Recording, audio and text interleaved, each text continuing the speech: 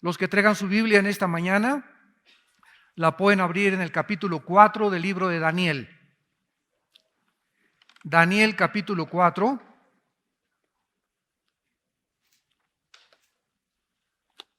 Versículos del 29 al 34. Daniel 4, versículos 29 al 34. Y dice así: al cabo de 12 meses, paseando en el palacio real de Babilonia, habló el rey y dijo: ¿no es esta la gran Babilonia que yo edifiqué para casa real con la fuerza de mi poder y para gloria de mi majestad?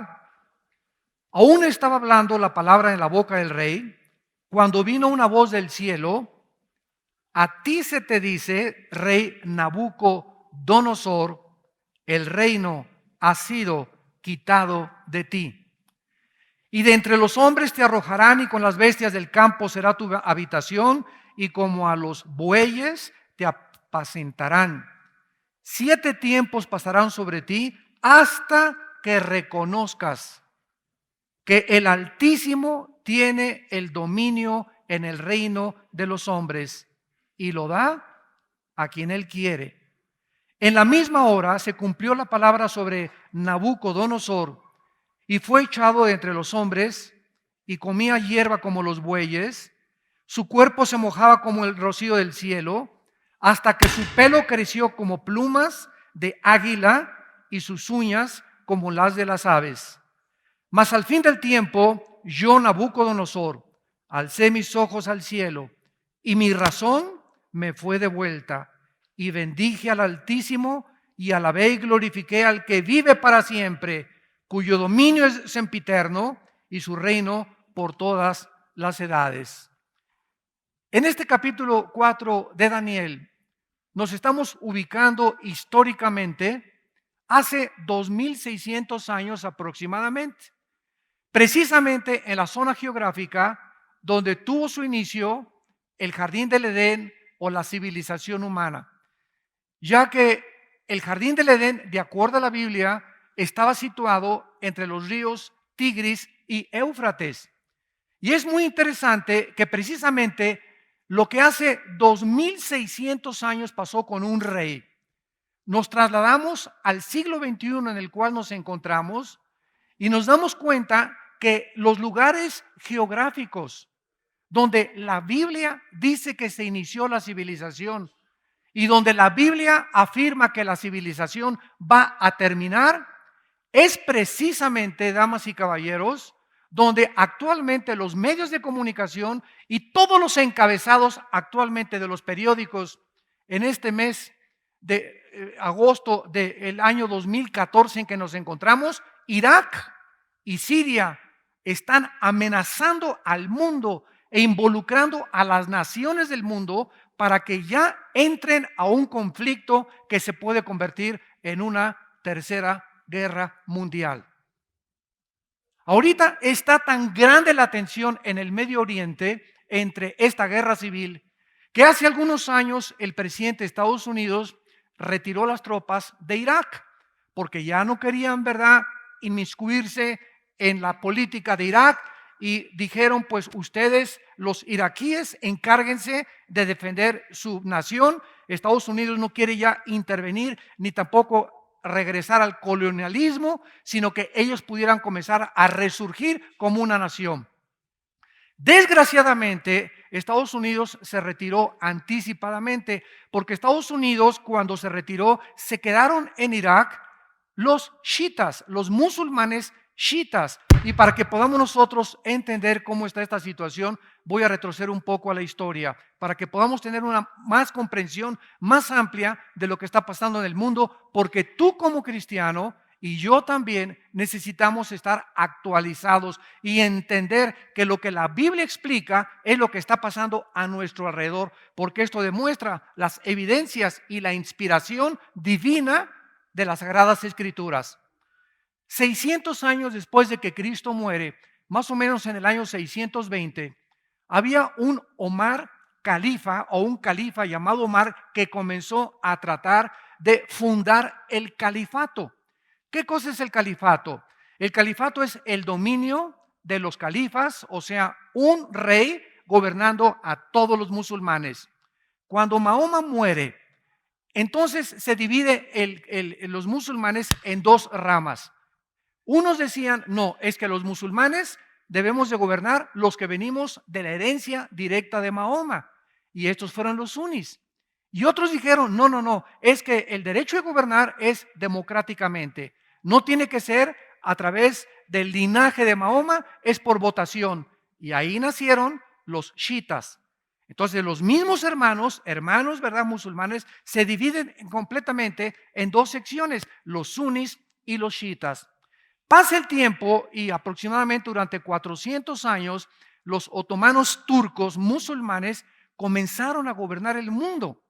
Y llegamos al siglo XX, cuando a principios del siglo XX llegan entonces los musulmanes a tratar ya de entrar en Europa y en el África, y viene la Primera Guerra Mundial y los ingleses vencen después de la Primera Guerra Mundial, y entonces los ingleses comienzan a sacar a los otomanos turcos y se acaba a principios del siglo XX el imperio de los musulmanes o de los turcos. Sin embargo, en la sangre de ellos quedó el deseo de volver a revivir el califato, el dominio de los musulmanes en todo el Medio Oriente. Bueno, viene la Segunda Guerra Mundial, viene Hitler y entonces las Naciones Unidas votan para que los ingleses se salgan también de todo el Medio Oriente y entonces reparten el Medio Oriente, que se llamaba en aquel tiempo Palestina, por la esposa de uno de los emperadores romanos que se llamaba Palestina. Le quitan el nombre de Israel para robarle a Israel su nombre, y entonces reparten a través de diferentes tratados diplomáticos la tierra de Palestina y le asignan a Israel una parte de esto, y los refugiados que se quedan ahí en Israel después de que los judíos regresan son los que se llaman ahorita los palestinos, que ocupan la franja de Gaza, que están mandando cohetes a Israel, y el Banco Oriental, que es lo que era Judá, o también se llama actualmente Jericó. Muy bien, después de la Segunda Guerra Mundial, los árabes se juntan y los quieren volver a sacar a los judíos, y entonces durante todo el siglo XX los musulmanes fueron hechos completamente a un lado. Sin embargo, a partir del año 2004, 2005, más o menos, comienza un conflicto en el Medio Oriente que se llamó la Primavera del Medio Oriente o la Primavera Árabe, donde surge un grupo por primera vez en el Medio Oriente, en Egipto, que es el país donde más musulmanes tiene y que se llama la Hermandad Musulmana. Este grupo de la Hermandad Musulmana comenzaron a tratar de derrocar al presidente egipcio, lo cual lo lograron, y establecerse ellos para establecer el califato. No les funcionó porque volvieron otra vez a derrocar a ese presidente, y entonces surge la guerra civil de Siria. Ahí en Siria los rebeldes quieren derrocar a Bashar Assad, sacarlo totalmente del presidente de Siria, porque el califato o los musulmanes no quieren ya monarcas ni reyes en el Medio Oriente. Ahorita están amenazando a los sauditas, Arabia Saudita, para sacar al rey. Están amenazando al rey Hussein de Jordania. Quieren completamente ellos gobernar todo el Medio Oriente. Estoy hablando de Siria, Irak, Irán, Jordania y el Líbano, para controlar el petróleo. El que controla el petróleo, damas y caballeros santos de Dios, la persona que controla el Medio Oriente, controla el mundo.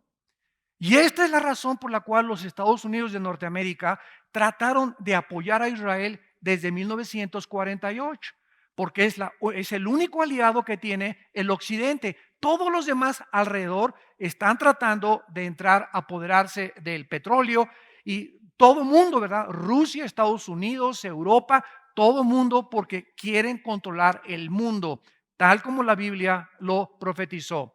El rey Nabucodonosor, hace 2600 años aproximadamente, quería hacer lo mismo, quería engrandecer completamente su imperio, dominar el mundo, y esto ha surgido en la naturaleza autodestructiva de todos los seres humanos, conquistar a los demás.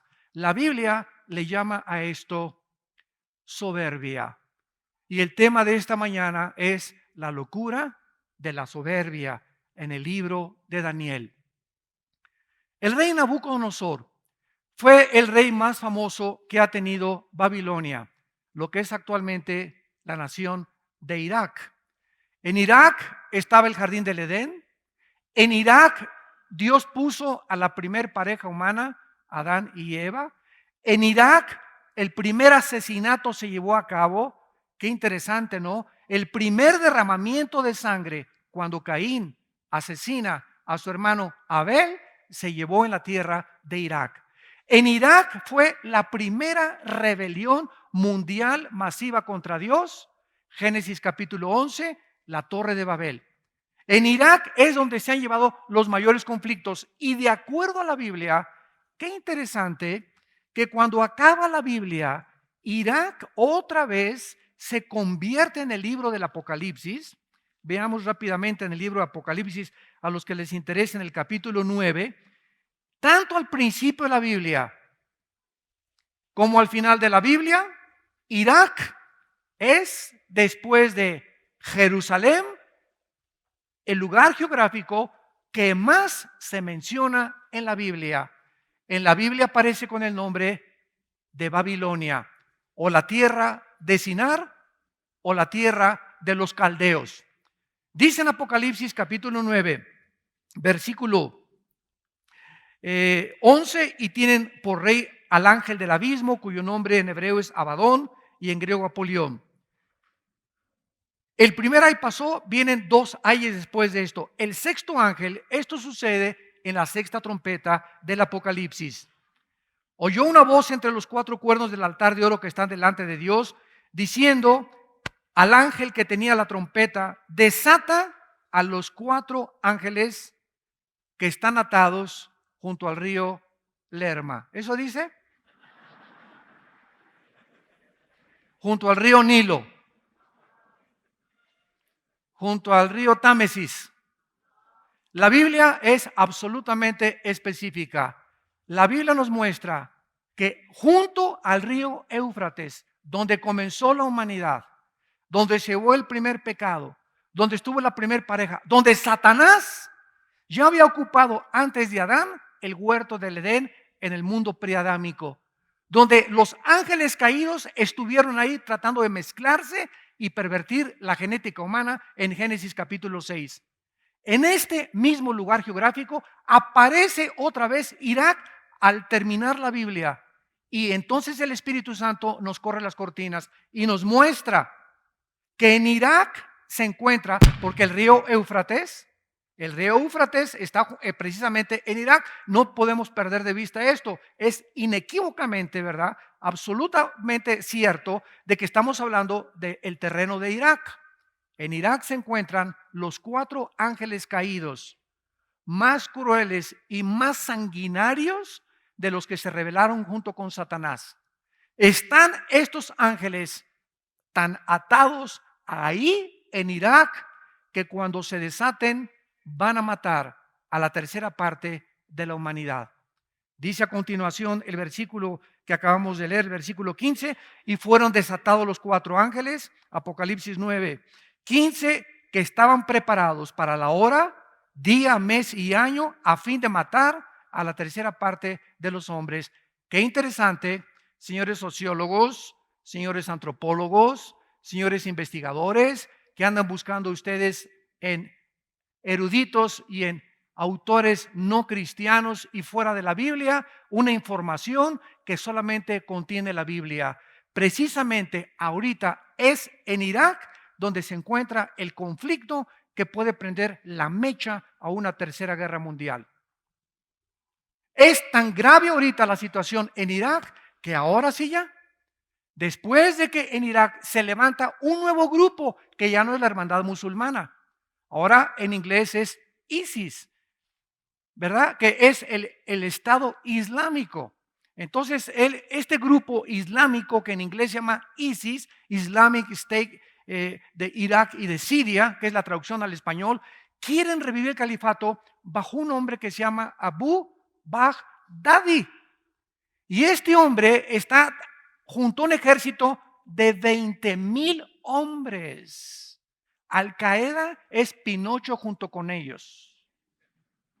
Los mismos líderes de Al Qaeda han dicho, ni siquiera nosotros tenemos la crueldad de cortarle las cabezas y abrir los vientres de las mujeres y exhibirlos por todos lados, como lo hemos visto, con la sangre fría de estos grupos, completamente, nosotros lo sabemos, completamente endemoniados. Es un ejército de demonios en el Medio Oriente, que están avanzando ya desde Siria, tomaron Mosul, tomaron Tikrit, que era la ciudad donde nació Saddam Hussein, y están avanzando hacia Bagdad.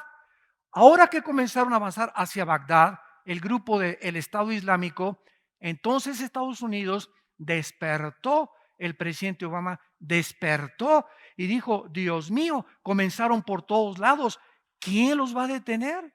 Si llegan a Bagdad, en Irak, donde todos son chiitas, en Arabia Saudita son chiitas, en Irán son chiitas, y de una forma tienen que detener a los sunnis musulmanes que no se apoderen de Bagdad, ¿quién lo va a hacer?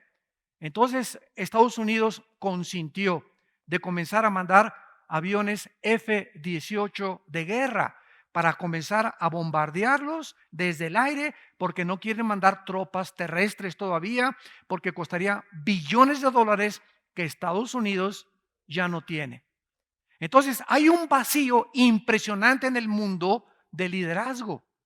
Durante más de 60 años, desde la Segunda Guerra Mundial, ¿quién ha tenido la preeminencia?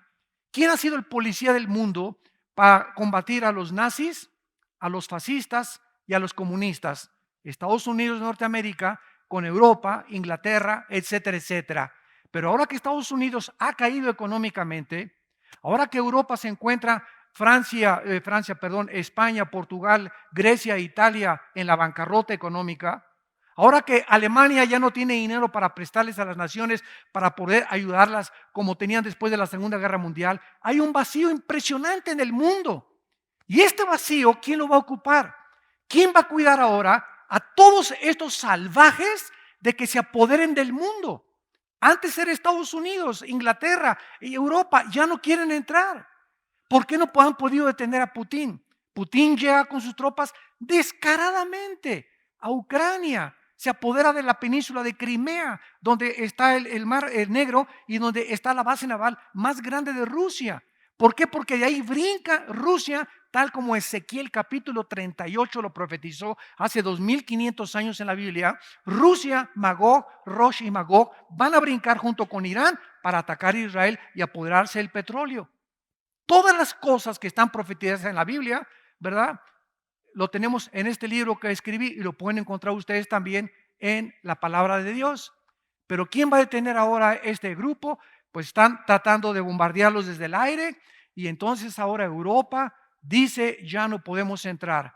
Y ahora Putin, sabiendo claramente el presidente de Rusia de que hay un vacío de liderazgo, que Obama no va a ejercer el liderazgo militar, ya comienza a avanzar. Esta semana pasada mandó más de 50 camiones con la bandera de ayuda para alimentar a los pobres, cargados completamente de armas, para poder conquistar completamente después de Ucrania, Lituania, Estonia y las naciones que están frontera con Rusia y comenzar a resurgir. Él quiere resurgir a la antigua Unión de repúblicas soviéticas. Los musulmanes quieren volver a resurgir el nuevo califato. Y por todos lados alguien tiene que levantarse. Ahora que Estados Unidos está completamente hecho a un lado, alguien tiene que levantarse y tomar el liderazgo. La pregunta es, ¿quién lo va a tomar? Y la persona que tome el liderazgo es la que va a precipitar al mundo a donde las profecías bíblicas dijeron que el mundo se dirigía. Toda esta información es maravillosa a la luz de la Biblia y el ejemplo que tenemos en el rey Nabucodonosor, presidente rey de Irak, del imperio babilónico, el más grande que ha existido después del imperio romano, era precisamente que este rey comenzó a ensoberbecerse y a creer que él podía gobernar el mundo hasta que 3 veces regresamos al libro de Daniel, 3 veces se le da este mensaje al rey de Irak. 3 veces Dios les habla a los líderes, a los gobernantes, y tú puedes decir en esta mañana, o los que nos ven por televisión, yo no soy presidente de ningún país, yo no soy dictador de ningún país, yo no soy líder todavía mundial de ningún lado, pero quiero decirte que tú eres líder de tu familia. Tú eres líder de tu casa, de tus hijos y de tu esposa. Y este mensaje es para todos aquellos que tienen un liderazgo, porque el liderazgo en la Biblia lo dio Dios en la iglesia, en la familia y en los gobiernos al varón. Pueden discutir lo que ustedes quieran, es clarísima la Biblia. En la casa el varón es el responsable y a quien Dios hará responsable de los problemas que surjan en el hogar. Y si hay un divorcio, a menos que sea por adulterio y que tu mujer se fue con Juan Charrasqueado, ¿verdad? Entonces es muy diferente. Pero fuera de eso, nosotros somos los que tenemos que poner el liderazgo en la casa. Responsables económicamente de la casa, moralmente de la casa, y de que nuestros hijos caminen bien, que no introduzcan drogas a la casa, que vean nuestros hijos en nosotros el ejemplo. Y así como nosotros somos responsables y algún día vamos a dar cuentas a Dios. Algún día, cuando tú mueras y yo muera, vamos a estar ante el tribunal de Dios. Te puedes reír todo lo que quieras y puedes burlarte todo lo que quieras de Dios. Pero está escrito que tienes que morir. Y cuando tú mueras, qué susto te vas a llevar. Y esto es un mensaje que Dios le da a todas las personas para que entendamos que no somos dioses. Vean ustedes este mensaje en el versículo 17, 25 y 32 de Daniel capítulo 4. Dice el versículo 17, la sentencia es por decreto de los vigilantes, o sea, los ángeles que Dios mandó a darle este recado a Nabucodonosor. Y por dicho de los santos, la resolución, para que conozcan los vivientes que el Altísimo gobierna el reino de los hombres y a quien Él quiere lo da y constituye sobre Él al más bajo de los hombres.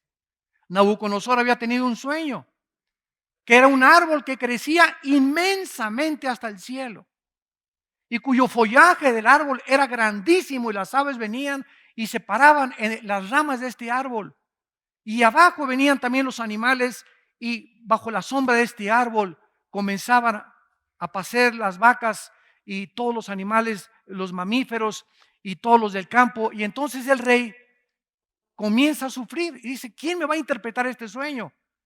Y por variar, ¿verdad? Le habla a los discípulos de Walter Mercado, a los astrólogos y a los magos y a los brujos y a los chamanes. A ver, vengan y díganme ustedes de qué se trata este sueño.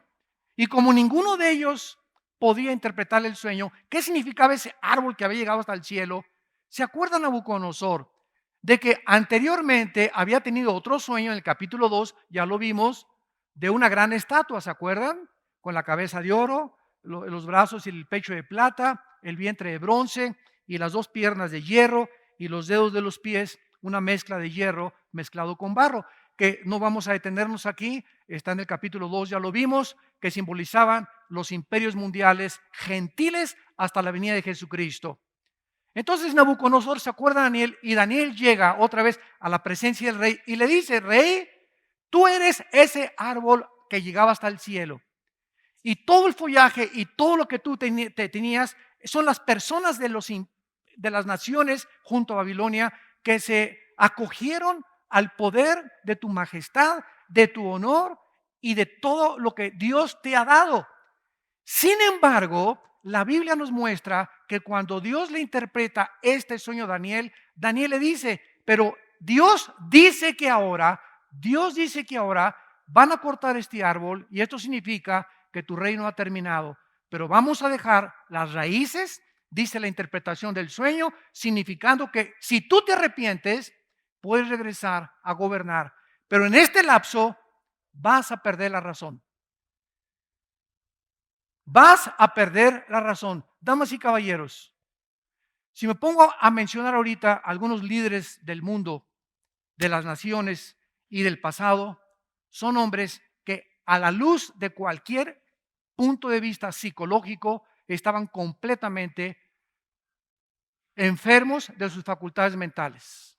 José Stalin, Adolfo Hitler, Alejandro el Magno, Saddam Hussein, Atila, Muammar Gaddafi y todos estos líderes del pasado y de hace algunos años que nos damos cuenta que ¿qué les sucedió? Se ensoberbecieron. Se ensoberbecieron. ¿Y cómo acabaron estos líderes? Y lo que dice la Biblia, ¿verdad? Dice en el versículo 17, la sentencia es de los vigilantes hasta que conozcan los vivientes que el Altísimo gobierna. Y cuando Daniel le comienza a interpretar todas estas cosas, le dice claramente en el versículo 23, y en cuanto a lo que vio el rey, que un vigilante santo descendía del cielo y decía, corten el árbol, destruyanlo, mas la cepa de sus raíces dejen en la tierra con atadura de hierro y de bronce en la hierba del campo, y si ha mojado con el rocío y con las bestias del campo, sea su parte hasta que pasen sobre él 7 tiempos. Esta es la interpretación, mi Señor. Versículo 25, que te echarán de entre los hombres. Con las bestias del campo será tu morada, con hierba del campo te apacentarán, como a los bueyes, con el rocío del cielo serás bañado, y 7 tiempos pasarán sobre ti, hasta que conozcas, por segunda vez se le dice, hasta que conozcas que el Altísimo tiene dominio en el reino de los hombres y que lo da a quien Él quiere. ¿Qué ha sucedido con todos estos dictadores? ¿Cómo murió Hitler? Escondido como un pollo mojado, remojado, en un búnker, y agarra la pistola y se vuela la tapa de los sesos. El mismo hombre que años antes o meses antes había dicho, yo soy el líder del Tercer Reich. Y donde todos los hombres decían, ¡ja, Hitler! Y donde todos los alemanes, 85 millones de alemanes, creyeron que él era el Salvador, el Mesías que esperaban, que volvería también, después de perder la Primera Guerra Mundial, resurgir Alemania a su antiguo poder. ¿Cómo acabó Hitler? Completamente tirado en el suelo, matándose y quitándose la vida junto con su esposa Eva Braun. ¿Cómo acabaron todos los demás dictadores? ¿De qué manera acabó Saddam Hussein? En un hoyo de 2 metros de Hussein con sus reinos en Irak.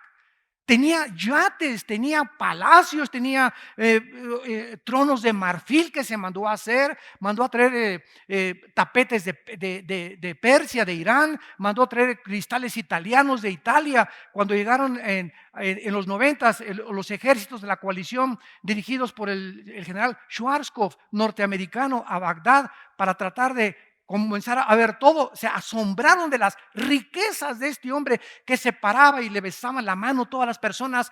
¿Cómo acaba Hussein en un hoyo de 3 metros con lleno de piojos en la barba y completamente desquiciado? Así acabó. ¿Cómo acabó Muammar Gaddafi, el líder de Libia? ¿Cómo acabó ese hombre que se paseaba así con un despotismo y una soberbia? Mandó matar mujeres, mandó matar niños, multimillonario, derribó un avión que salió de Londres hacia otro destino con 360 pasajeros y nadie le pudo hacer nada porque comenzó a vender el petróleo que tiene Libia. ¿Cómo acabó?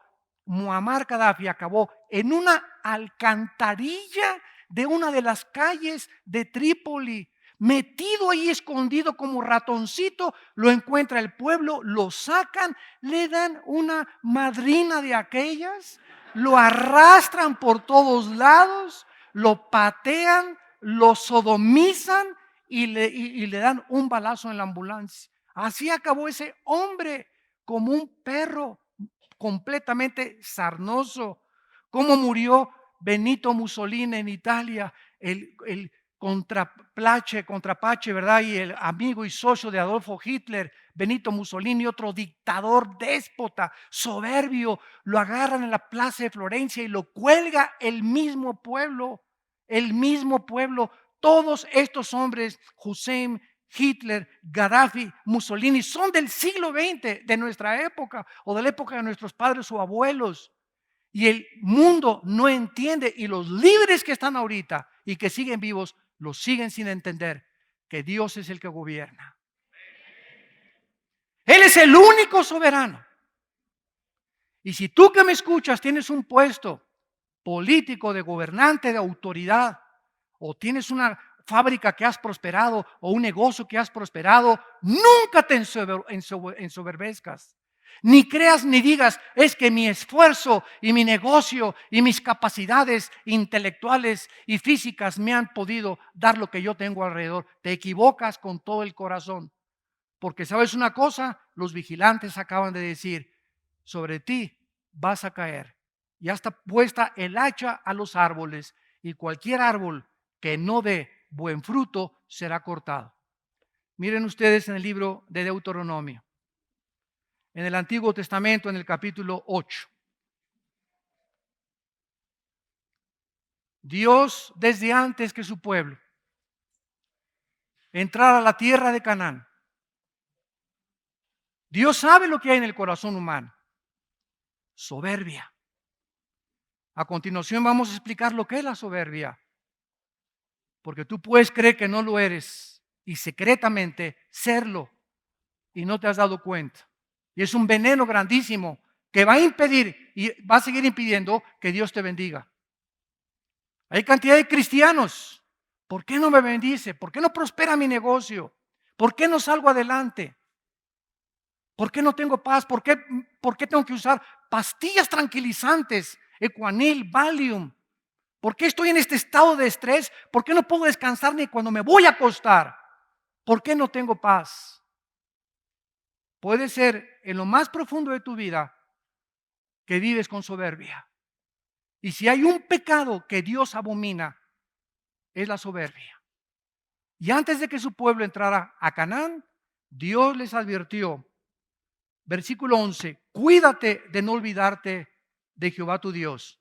Deuteronomio 8, versículo 11. Para cumplir sus mandamientos, sus decretos y sus estatutos que te ordeno hoy. Escucha la advertencia. No suceda que comas y te sacies y edifiques buenas casas en que habites y tus vacas y tus ovejas se aumenten y la plata y el oro se te multipliquen y todo lo que tuvieres se aumente. ¿Y cuál es el problema cuando comenzamos a prosperar y en nuestro corazón hay soberbia? Se enorgullece nuestro corazón. Esta es la razón por la cual muchos de ustedes no han sido bendecidos tal vez económicamente. O no han podido prosperar a otro nivel y sigues como perico perro desde hace 10 años. ¿Por qué? Porque si Dios te bendijera, y ahora se ha hecho la famosa herejía de la doctrina de la prosperidad. No, tú haces esto, haz un pacto, ¿verdad? Y vas a tener dinero y vas a tener el otro, se va a sanar tu esposa y todo va a decir vencido, pero nunca dicen las condiciones para eso. Claro que Dios nos quiere bendecir, pero si tú eres una persona humilde de corazón. Porque si Dios te bendice con dinero y tú eres soberbio en tu vida, ese dinero, esos negocios que estás haciendo, se van a convertir en tu vida en una maldición. ¿Sabes por qué? Porque cuando uno tiene dinero o cuando uno prospera sin Dios, no sabe cómo usar el dinero. Y lo vas a usar y te lo vas a gastar en lo que menos te imaginas. Y tus negocios van a comenzar a fracasar porque hay un problema en tu vida. Ya Dios no te quiere dar más. Porque no eres generoso ni eres administrador de lo que Él te ha dado. El que es fiel en lo poco, será fiel en lo que tiene mucho. El que en lo poco es infiel, no esperes que Dios te dé más. Porque en lo poco que Dios te ha dado, no ha sido fiel. Entonces, este es el peligro, que se enorgullezca tu corazón. Escucha lo que dice. Y te olvides de Jehová tu Dios, que te sacó de la tierra de Egipto, de casa de servidumbre. Versículo 16, que te sustentó con maná en el desierto, comida que tus padres no habían conocido, afligiéndote y probándote para a la postre hacerte bien, y digas en tu corazón, mi poder y la fuerza de mi mano me han traído esta riqueza. Esa es la soberbia, tratar de buscar tu identidad aparte de Dios. Tratar de ser algo o de alguien y sacar a Dios de la ecuación. Tratar de creer que podemos llegar a los 50, 60 años de edad y podemos hacer esto, artistas de cine o deportistas, políticos o en el área en la que tú te encuentres, y creer, tú puedes llegar a alcanzar eso, sí lo puedes llegar a alcanzar, pero ¿sabes una cosa? Ve los artistas que se están suicidando, ve las cantantes que se están quitando la vida. Oye, Whitney Houston, qué voz más preciosa esta negrita. Tenía todo joven, no más de 40 años. Millonaria, se quita la vida. La que vestía a la esposa del presidente Obama, que era esposa o amante, no sé, de los Rolling Stones, se suicida en su closet y se cuelga. Era la modista más famosa de Nueva York. Este muchacho que hizo una película de hacer reír a todos los niños, Robin Williams, se acaba de quitar la vida en una depresión profunda. Y dice, es que yo por afuera reía y lloraba por dentro. Y las gentes, dijo Robin Williams a uno de sus familiares una semana antes de morirse, la mayor parte de la gente en Hollywood son unos hipócritas. Ninguno manifiesta la cara que tienen verdaderamente, porque todo es una apariencia, un maquillaje. Muy poca gente vamos a encontrar que te va a mirar y va a ser contigo tal como Él es. Las personas, la mayor parte de las personas en el mundo se acercan a muchas personas por el favor que les vas a hacer, por el negocio que les vas a hacer, porque tienes o porque no tienes, y en cuanto dejes de tener, ni quien se acuerde de ti, ni tu perro te va a ladrar. La apariencia. Y cuando venimos al cristianismo, se nos urge, se nos exhorta que seamos sinceros unos con otros. Que no nos miremos con hipocresía unos con otros. Ay, hermano, ¿cómo está? Aleluya, gloria a Dios, al Eterno. Tiene cara de avispa. Me acabas de saludar y te das la vuelta y hablas mal en contra de esa persona. Eso es hipocresía. Y eso lo ve Dios porque Él conoce nuestros pensamientos. Salmo 139, tú conoces mis pensamientos, Señor. Él sabe lo que pensamos. Y esta es la razón por la cual no hay bendición muchas veces en las vidas de muchas vidas que nosotros tenemos y que conocemos en nuestra familia y alrededor también.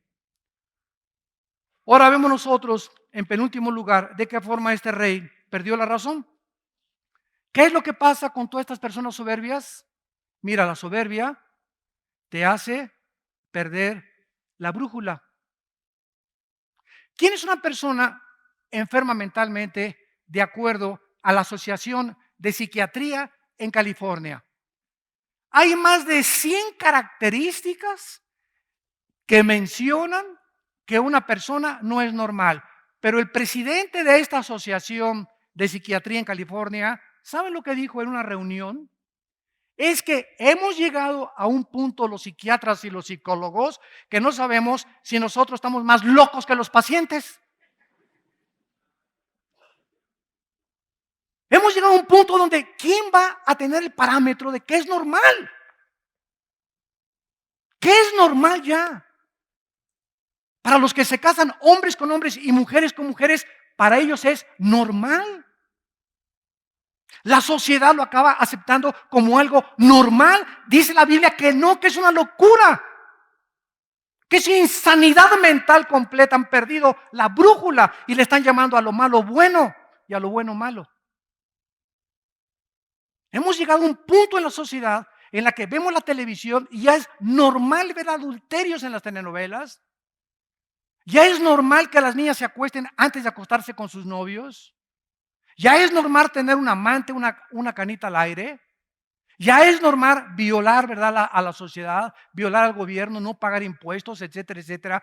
Y ya es normal y no es normal, pero nosotros le llamamos normal. Y esto es un síntoma de que algo está mal con el ser humano. No hay ninguna religión que te diga cuál es el problema humano más que la Biblia.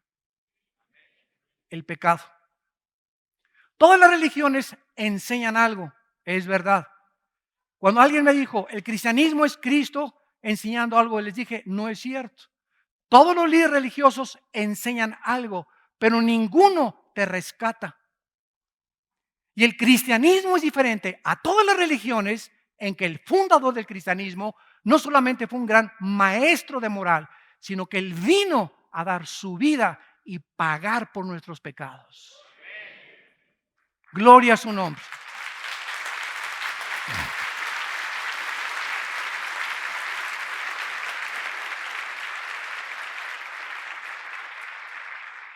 Esa es la grandeza del cristianismo. Es la diferencia del cristianismo a cualquier otra religión. Todas enseñan algo. Confucio enseñó algo, Mahoma enseñó algo, el Zaratustra enseñó algo, pero ninguno de ellos vino a rescatar a la humanidad más que el Hijo de Dios en una cruz. Y cuando venimos a la historia del Hijo de Dios, a la historia de las naciones, a la arqueología moderna, a la genética, a la física, a la química, a la antropología, y la comparamos con la Biblia, decimos, es más moderna que el periódico de mañana en la mañana. Y esto es lo que está pasando en el mundo, son las evidencias más grandes. El otro día tuve la oportunidad de ver un programa de esos que hacen entrevistas en una estación de televisión, CNN, en un programa que se llama Cala. Y entrevistaron a un ateo, entrevistaron a un cura católico y entrevistaron, entre comillas, a un teólogo de una universidad de Florida. Y el ateo comenzó a decir, bueno, de veras, una risita que es clásico de los ateos, burlona. Yo todos los debates que he tenido con ateos siempre, sí, ¿verdad? Sí, estás loco. Siempre tiene esa actitud burlona. Es una soberbia impresionante que los caracteriza, que creen que ya para ser ateo tienes que ser omnisciente, tienes que haber conocido ya todo absolutamente y concluir en todo lo que sé y en todo lo que he investigado, concluyo, no existe Dios. No conoces ni dónde está Zapopan. Y el ateo dice, es que el Dios del Antiguo Testamento era un dictador, mandó matar a las personas. Y es una contradicción, atacando desde siempre. El ataque no es contra los musulmanes, ni contra los budistas, ni contra, es siempre los ataques siempre serán contra el cristianismo y contra la persona de Cristo. Nunca atacan a Buda, nunca atacan a Zoroastro, nunca atacan a Confucio, siempre es Cristo, la cruz o el cristianismo. Qué interesante, ¿verdad? No es coincidencia. Y dice, el Dios del Antiguo Testamento es un Dios soberbio, es un Dios déspota que manda matar a los cananitas, y en el Nuevo Testamento aparece otro Dios que se llama Cristo, que es el Dios de amor. ¿Qué contradicción dice? ¿Cómo me pueden explicar eso? Y el teólogo se acerca con él y le hace su sobadita y le dice, no, pues sí es cierto, ahora yo estoy de acuerdo que el Dios del Nuevo Testamento es Dios de amor, el del Antiguo Testamento es un dictador. El que mejor respuesta tuvo fue el curita de Nueva York. Por lo menos dijo cosas coherentes, me sorprendió. Reflejaba bastante paz el hombre y contestó claramente, ¿verdad? Claro que Dios es amor, pero Dios es un Dios también en el que en su carácter tiene que castigar la maldad. Si la maldad no fuera castigada, ¿qué sucedería? ¿Qué pasaría si no hubieran detenido a Hitler, a los nazis? ¿Qué hubiera pasado si no detienen a Mussolini en el fascismo en Italia? ¿Qué hubiera pasado si no se detiene a la Unión de Repúblicas Socialistas y expande el comunismo en toda Europa? ¿Qué hubiera sucedido? Estaríamos completamente a merced, estaríamos encarcelados a merced de dictadores. Y se tiene que usar la fuerza, señores, y la violencia y el ejército y los balazos y los macanazos, desgraciadamente, contra la violencia del ser humano y el pecado del ser humano. No hay otra forma de detener la maldad. Imagínate que te pasaras el alto y el policía te dijera peace and love. Como no me hacen nada, ¿verdad? No, pero, si me ven, ¿verdad? No me lo paso porque hay una fuerza restrictiva que está diciendo, hay una consecuencia si me paso un alto, hay una consecuencia si violo las leyes de una sociedad, hay una consecuencia si no llevo mis exámenes a la escuela, me reprueban y me pueden expulsar, hay consecuencias de nuestras acciones y las consecuencias muchas veces son graves. Y no le eche la culpa al juez que te condena a cadena perpetua, sino a la maldad que no has querido sacar de tu propio corazón, a la soberbia de vivir independiente de Dios. De creer que puedes encontrar tu identidad, no en los Rolling Stones, no en Madonna, no en el deportista, no en aquello. Por eso hay tanto idolatría en el mundo de deportistas, artistas. Cada presidente que entra es el Salvador, ese es el Mesías. Siempre la gente en los hombres, en los hombres, en los hombres. Y ningún hombre es perfecto para poder cambiar nuestro corazón. Cristo vino a cambiar nuestra vida interna, a librarnos de esa soberbia, para que entendiésemos que separados de Él, nada podemos hacer. Vean ustedes aquí en Proverbios capítulo 11, versículo 2, en el Antiguo Testamento, dice la Biblia, hablando de la soberbia, el rey Salomón. Proverbios capítulo 11, versículo 2. Cuando viene la soberbia, viene también la deshonra, mas con los humildes está la sabiduría. Toda persona que se levante contra Dios, llámese padre de familia, dictador, diputado, juez, presidente, gobernante, director de una compañía, llámese como le quieras llamar, cualquier persona que busque su identidad o busque creer, encontrar en la vida su identidad aparte de Dios, será deshonrado tarde o temprano, como lo han sido estos dictadores que acabamos de mencionar. No es coincidencia que todos estos grandes hombres que se sentaron en tronos de oro, que tuvieron el clamor y la alabanza de millones de personas, acabaron como ratas, como perros sarnosos, desposeídos de toda su gloria, de su familia, de sus hijos. Su mismo pueblo los crucificó. La soberbia es hermana de la deshonra, mas con los humildes está la sabiduría. No hay ninguna persona en esta mañana que nos escuche, tampoco a través de los medios masivos de comunicación. No hay ninguna persona que pueda tener sabiduría para educar a su familia, para educar a tu esposa, para mantener tu matrimonio, para administrar sabiamente tu negocio, que no sea humilde. Porque es la humildad la característica imprescindible para poder administrar, gobernar una nación, gobernar mi casa, gobernar la escuela, mi negocio, todo mi dinero, mis cuentas del banco. Necesito sabiduría.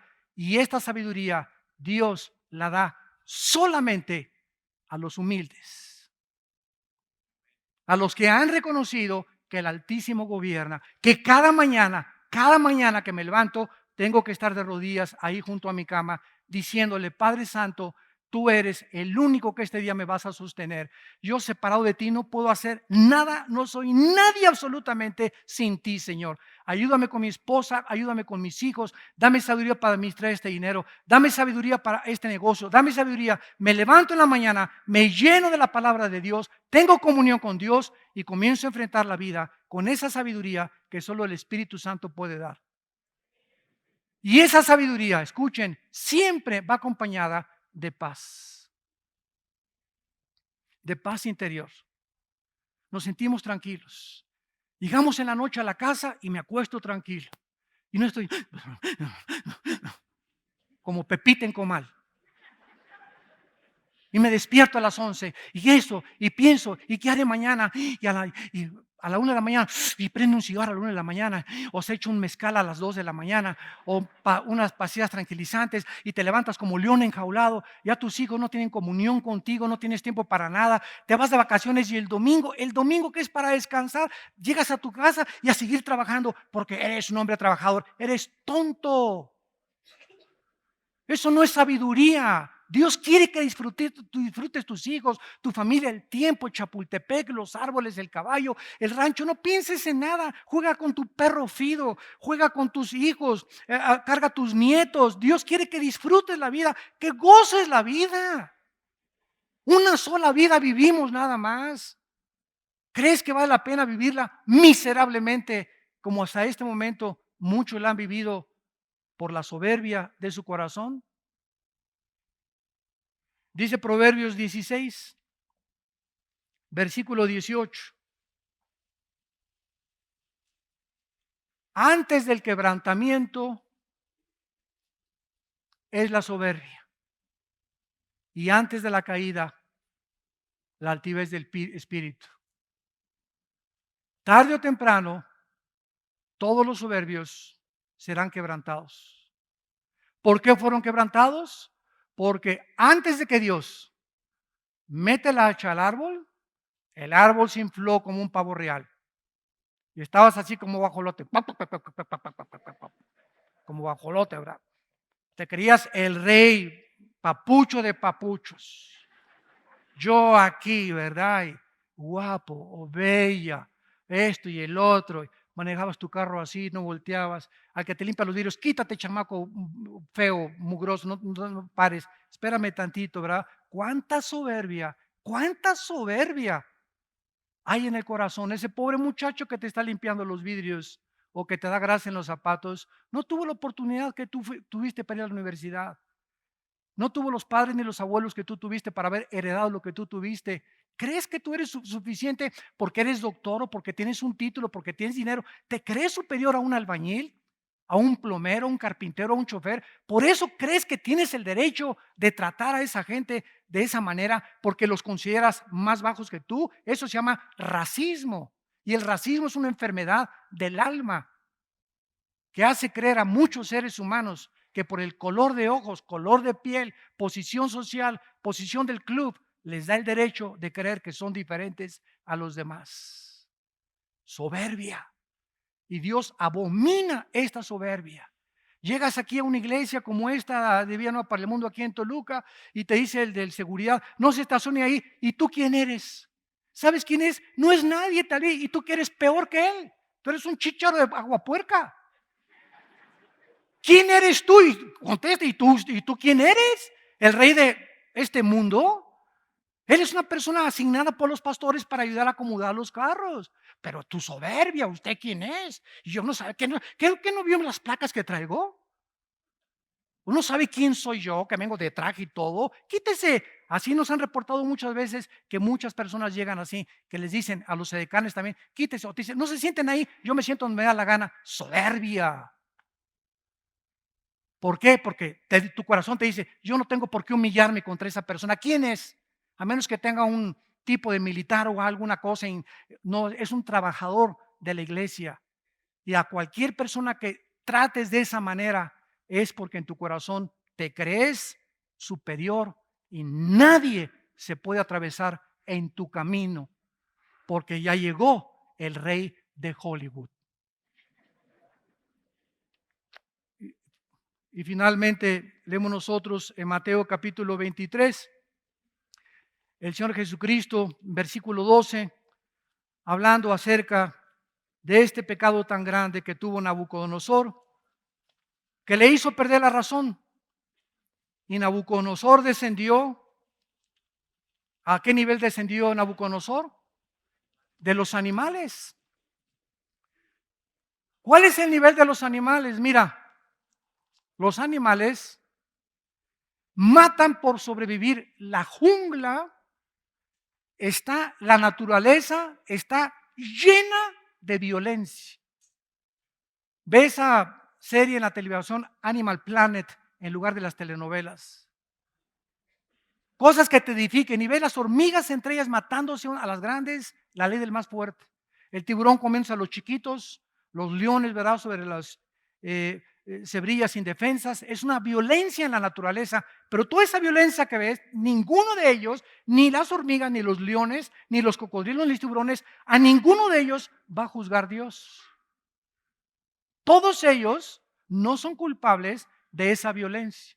De acuerdo a la Biblia, esa violencia que nos rodea en el mundo animal, en el mundo de los insectos, el ébola, esos virus que atacan el cáncer, que es el cáncer, son células que atacan a las demás, violencia internamente, violencia en el mundo microscópico, violencia en el mundo macroscópico, cometas que se salen de su trayectoria, todo eso que vemos fuera de lo normal, tiene una causa, de acuerdo a la Biblia, el pecado humano. Cuando Dios creó al hombre a su imagen y semejanza, Dios asoció la moral del ser humano con lo que pasa alrededor. En el momento en que Adán y Eva se rebelan contra Dios, las flores comienzan a tener espinas, los alacranes veneno, las víboras veneno, los leones se convierten feroces y todo esto se cambiará cuando Cristo regrese en el milenio. Entonces, qué interesante, ¿verdad? Que mientras más pecado, más fuerza la naturaleza se venga de nosotros. Vean, hace 15 años tornados, terremotos, huracanes como jamás hemos visto. Las cosas que están pasando. Ahorita está a punto de explotar en Islandia un volcán también. Todo lo que está pasando. ¿Dónde está Dios? ¿Dónde está Dios? Dios está en tu corazón si tú quieres tenerlo. Pero sabes una cosa, todo lo que está pasando es por el pecado humano. Ya, hombres con hombres, mujeres con hombres, divorcios están al por mayor por todos lados, los jóvenes desorientados, no hay luz, no hay una brújula, cada quien hace lo que bien le parece que está dentro de su corazón. Esta es la filosofía con la cual se resume la humanidad. Cada quien hace lo que le parece según en su corazón. Pues para mí esto es bueno, para ti es malo. Tú sigue con eso, para mí esto es bueno. ¿Sabes una cosa? Si fuera así, el relativismo, entonces, ¿quién nos da el parámetro y la línea y la medida de la moral? Para eso nos dejó Dios este libro. La Biblia, para que sepamos qué es bueno y qué es malo. Si Dios condena algo aquí es porque es malo. No lo dices tú, la doctora Corazón, Walter Mercado, el psiquiatra ni el psicólogo. Lo dice Dios. Él estableció las leyes morales para que sobreviviéramos. Y por eso estamos a punto de autodestruirnos por la soberbia que han sacado a Dios de sus corazones. Y finalmente dice Mateo 23, versículo 12. Porque el que se enaltece será humillado y el que se humilla será enaltecido. Padre, te damos gracias por tu palabra en esta mañana. Te damos gracias porque fuimos creados a tu imagen y semejanza. Y ninguno de nosotros es Dios, ni lo seremos jamás. Ningún ser humano puede establecer un patrón de conducta o de moral para sí mismo, para una sociedad o para una cultura. Porque entonces lo que los nazis hicieron a sus ojos era bueno. ¿Quién se atrevería a condenarlos? Cuando a sus ojos los judíos eran insectos y ratones. ¿Quién puede detener a este ejército ahorita en el Medio Oriente? Que los que no pertenecen a su religión son decapitados. Para ellos, esa es la ley. Pero tu palabra dice que serán algún día condenados y juzgados por el tribunal cósmico de Dios. No matarás, dice la Biblia, ni lastimarás a tu prójimo, porque Dios es vengador de todas estas cosas. Padre, somos criaturas que dependemos de ti. En ti somos y nos movemos y existimos. Y separados de ti, nunca nada podremos hacer. Pídele a Dios en esta mañana que te perdone tus pecados. Ustedes que nos ven por la televisión, arrepiéntanse de su soberbia. ¿Qué es la soberbia? Has vivido buscando tu identidad en el dinero, en los placeres, en alguna persona, en tu trabajo y no en Dios. Esto también se llama idolatría, porque la soberbia y la idolatría junto con la deshonra son hermanas. Arrepiéntete y ven a la cruz y ve a ese hombre que no estimó el ser igual a Dios como cosa que aferrarse, sino que se despojó de sí mismo, tomando forma de un siervo semejante a nosotros, y estando en esta condición se humilló. El creador del universo baja al mundo a humillarse, a lavarnos los pies para que sigamos sus pisadas. Dile: Señor, perdona mis pecados, mi soberbia. Ya no quiero vivir así. Reconozco que he vivido independiente de ti. Te pido que entres a mi corazón, porque creo que en la cruz con tu sangre pagaste por mis pecados, y que seas mi Señor y mi Salvador. En el nombre de Cristo. Amén.